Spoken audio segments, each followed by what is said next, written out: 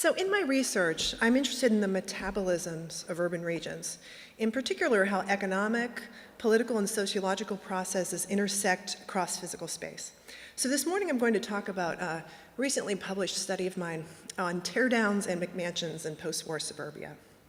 In many suburban neighborhoods, teardowns are transforming the built environment. So a teardown is when an older single-family house is demolished and replaced with a larger and more expensive single-family home. So here's one in suburban Chicago.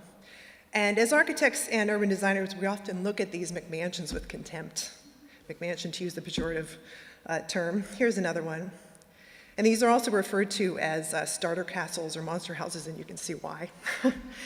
This is a stretch of street where every single house, which was formerly 60s era post-war housing, was demolished and rebuilt, every single house. And here's another, and I could go on and on. So after anecdotally observing this process, I was interested in understanding the forces that underpin this physical change in American housing and the underlying logic of private sector redevelopment activity. So this aerial photo from my opening slide is of a portion of a modest post-war suburb west of Chicago. And if you look long enough and closely at this image, you can see the incredible amount of physical change taking place, with McMansions popping up all over, many under construction in this image, replacing the modest post-war houses with considerably larger and more expensive houses.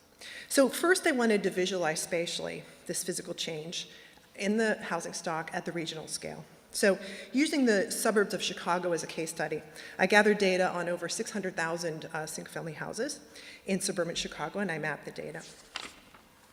So this map shows the percentage of teardowns, which range in places where there were 0 to places where over a third of the housing was demolished and replaced. So consider that, a third of the housing in some neighborhoods demolished, razed, and replaced. This indicates that teardowns are having a large physical impact in some neighborhoods. So next I used a type of spatial statistical analysis borrowed from social science to better understand where teardowns are clustered, and then moreover to understand the types of suburban places that attract this type of redevelopment. So this is a result of the statistical analysis, and this is called, I won't go into detail, this is called a LISA cluster map to show the location and the extent of statistically significant clusters of redevelopment.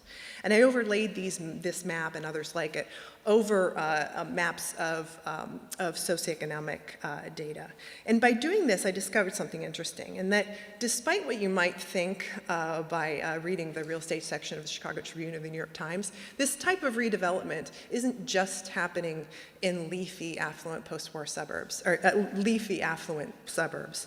It's also happening in a diverse group of neighborhoods. In fact, it's happening in more modest, blue-collar, post-war suburbs, and that's something that really goes under the radar. Under the radar. So this is interesting, but this analysis examines all these teardowns during the decade as if they were contemporaneous. So I produced these maps for each year cumulatively through from 2000 to 2010 to try and understand incremental changes in the spatial location and extent of this. So first, I'm going to go through these quickly from 2000 to 2009. I first observed that often teardowns first occurred in very wealthy areas, the places where we read about it in the paper. Then as the American housing boom gained momentum at mid-decade, the location of teardowns often extended into adjacent, less wealthy neighborhoods. So, however, I suspected that at a smaller scale, there was a finer grain pattern happening on the ground. So here I'm zooming into this area, and I'm assuming that some of you are familiar with the Chicago area, some of you are not. I zoomed into this area. It's an area where there was a cluster, but try to understand what else was going on in the area. So I'm going to show you an animation. In this animation, I used another statistical method, and this is called a kernel density estimation. Again, I won't go into details on that, to visualize the spatial pattern of redevelopment at this smaller geographic scale of analysis. So here again, we see that this acts as a contagion. And I statistically proved that it acts as a contagion, beginning in these very affluent suburbs. And as time went on, it began to extend and sort of grow into these adjacent, less affluent places. And I suppose it's apropos that this illustration makes this phenomenon look like a rash, a skin rash, because as I said, it is contagious and many would argue unsightly. Like it or not, the suburbs are where the majority of Americans live. And in my research, and like it or not, it's true. In my research, I also use econometric methods to understand why teardowns occur in some places and not in others, as well as to understand why residents are attracted to this type of housing that many of us in the design fields, as I said, look upon with sort of scorn.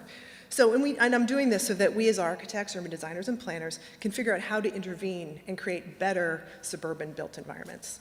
Thank you.